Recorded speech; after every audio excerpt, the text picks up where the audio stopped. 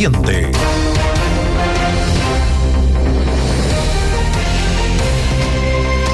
Hoy día nos entregaron las autoridades muchísimas cifras económicas.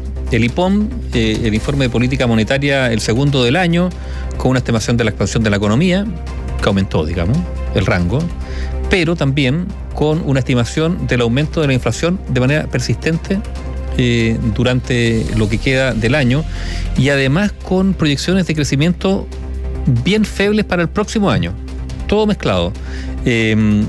Podríamos también señalar lo que señaló la OCDE, que también rebajó la estimación de crecimiento de Chile para este año de un 3,5 a 1,4%. O sea, un panorama, ya lo venían advirtiendo, sí, Loreto, sí. muchos economistas y expertos, de que había una contracción que se estaba generando, y por otro lado con una inflación que aparentemente no iba a ser tan fácil de controlar como en algún momento se previó.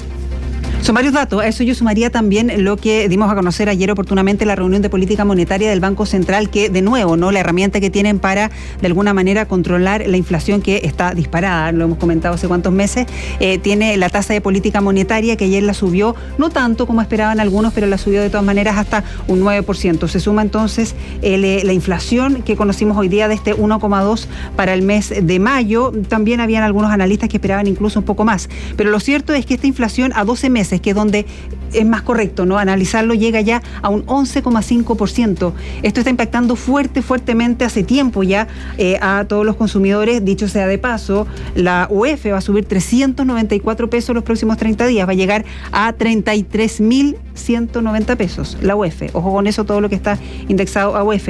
Y si uno se va más al detalle del IPC, alimentos y bebidas no alcohólicas, que también en este momento hay que fijarse mucho en esa división, porque es básicamente lo que las personas podrán cambiar un producto por otro, pero la gente no puede dejar de comprar alimentos durante el mes. La variación mensual de este ítem fue de un 1,8%, a 12 meses es de un 17,1%.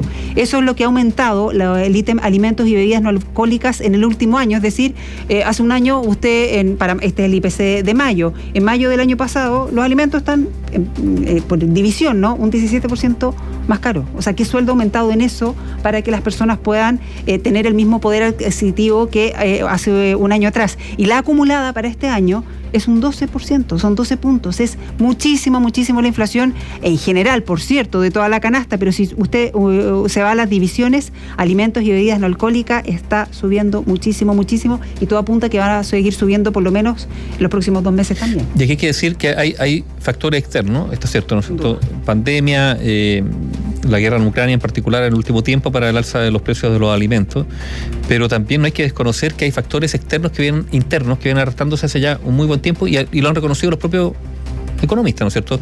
Los retiros en particular. O sea, hoy día hay sectores que fueron condescendientes con los retiros de los fondos previsionales y que hoy día reconocen que este es un factor, digamos, que ha afectado seriamente la economía, y particularmente desde la lógica de la inflación.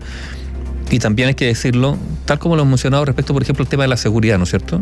Bueno, cuando la economía empieza a resentirse, los más afectados son los sectores más vulnerables.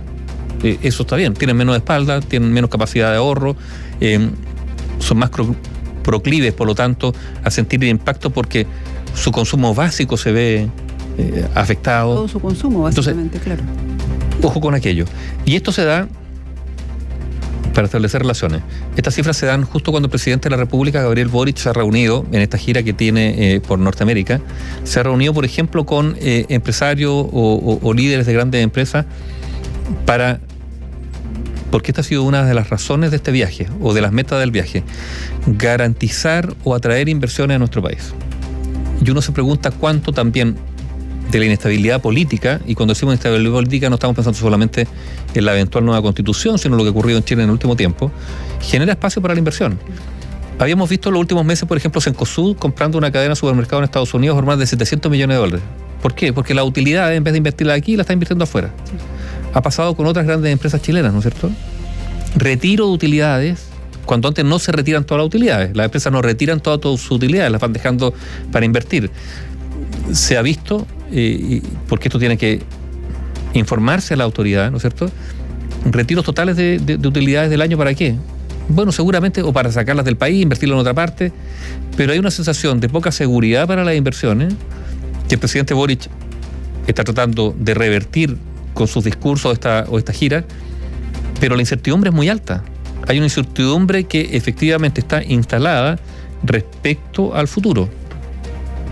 O sea, la nueva Constitución en materia de concesiones, derecho, garantía, expropiabilidad o no, es un naipe abierto. Bueno, ¿por qué? Bueno, porque es una nueva fórmula que se quiere instalar. Nuevas reglas. Y esas nuevas reglas probablemente no sea muy alentadora o no alienten mucho a la inversión. Entonces, la ecuación es difícil porque estos cambios, estas reformas, no estamos diciendo si son o no son necesarias, la profundidad. Bueno, pero se están proponiendo en un momento donde la economía cruje. Y por lo tanto la ecuación no es fácil. Y la economía va a seguir crujiendo, porque según el IPOM del Banco Central, también dado a conocer durante esta jornada, da cuenta para el próximo año, el 2023, de prácticamente el escenario más positivo va a ser el crecimiento va a ser cero. Pero, Loreto, ¿qué es lo más grave? A ver, todo es grave, digamos. ¿Es más grave una perspectiva de bajo crecimiento o es más grave una perspectiva de dificultad de controlar la inflación? Lo que pasa es que en este momento se están dando los dos factores. Las dos cosas, pero entonces es el peor de los mundos, básicamente. El peor de los mundos es la estanflación. Que es un término nuevo que inventaron, que es estancamiento más inflación. Ojo, que no se está usando solo para Chile, ¿eh? Sí. O sea, se está usando para Europa, para muchos países, ¿no? Aquí hay un aspecto, insistimos, hay causas internacionales o mundiales, pero también hay causas, y en un porcentaje significativo también, locales.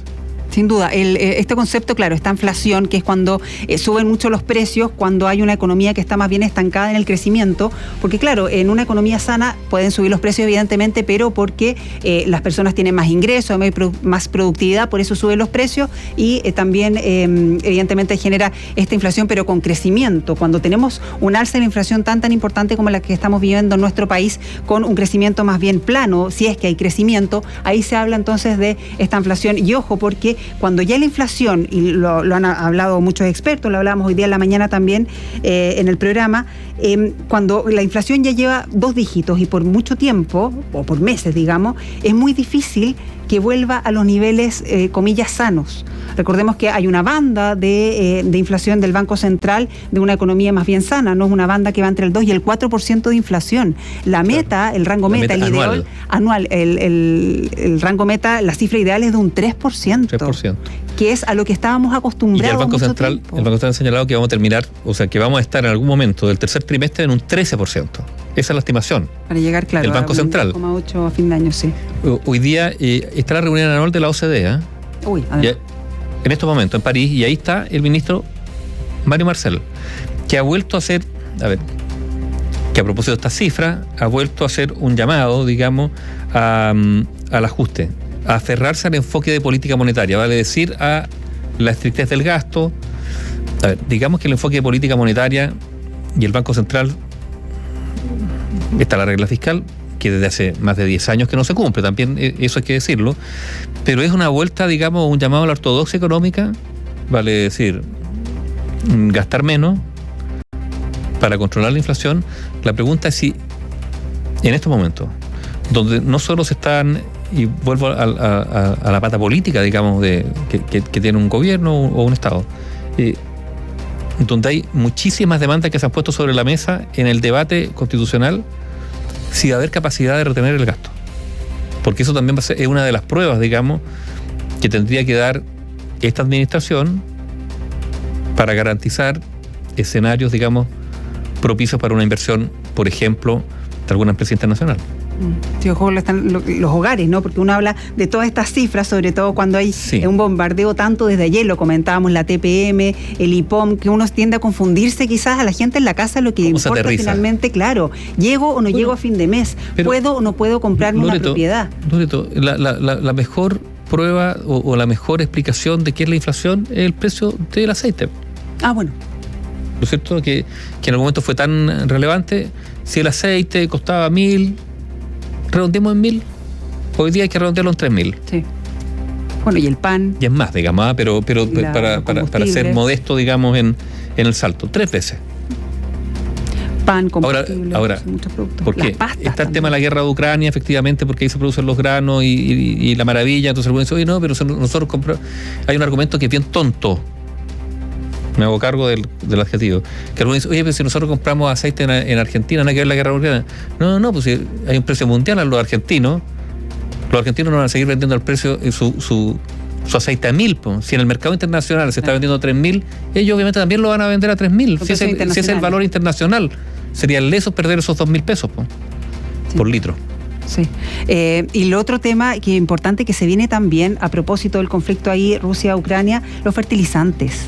El precio de los fertilizantes en el último tiempo se han triplicado o cuadruplicado. Esto tiene un impacto tremendo en un país como Chile, que también tiene mucha producción del agro, que dependen también, es un insumo fundamental, los fertilizantes. Hoy día tenemos una buena noticia, sí. Ay, por favor. Bueno, en medio de la mala noticia de la guerra, porque la guerra sigue, pero hay una posible buena noticia. Vamos a escuchar incluso una información que desde Turquía, porque es tal fuerte la presión y la advertencia por las hambrunas que podrían darse particularmente en África, ¿no es cierto? Porque buena parte del cereal que exporta Ucrania se va directamente a África, Siria y otros países, pero también de Rusia. Es que hay una presión y negociación internacional donde se ha involucrado Naciones Unidas, ni más ni menos. Y hoy día hubo una reunión de los cancilleres de Rusia y Turquía en Estambul, donde se han explorado las condiciones para permitir la exportación de granos, vale decir, de cereales de Ucrania, a través de los puertos ucranianos que están bloqueados por la invasión rusa. Entonces, habría un acuerdo o un principio de acuerdo de que Rusia podría permitir la evacuación de cereales a través de los puertos ucranianos bajo una garantía de seguridad de la flota turca, pero Rusia pide a cambio que también se le permita a ella exportar sus cereales a países occidentales. Y por lo tanto ahí vamos a ver, porque hay un embargo, entonces, pero hoy día por lo menos se ha abierto la posibilidad de que Rusia acepte la exportación de cereales ucranianos. Eso sería muy, muy relevante, no para bajar inmediatamente los precios, pero para garantizar por lo menos un abastecimiento que, si no se da, va a repercutir en un aumento todavía mayor de los precios de algunos alimentos. Sin duda. Claro, y que es parte también de la incertidumbre, ¿no? Porque como tú bien dices, ahora se estaría llegando al acuerdo, pero hay que verlo, que se haga efectivo. Que cuaje. Y que después no sigan otros ingredientes. No, por eso digo, es una pequeña luz de esperanza, digamos, que podría repercutir, digamos, en un freno en lo que ha sido la alza de los precios de alimentos o determinados productos a nivel internacional. Que ojo, el tema de la guerra en Ucrania también fue tema en el estudio, ¿no?, que hizo la CEPAL, que dio a conocer ayer y que da cuenta en la región, no en Latinoamérica, que ya va a aumentar la pobreza en la región, va a alcanzar un 33,7%. 1 de cada 3 personas en Latinoamérica va a estar en pobreza, a propósito también de los efectos que está teniendo la crisis, la invasión allí en Ucrania.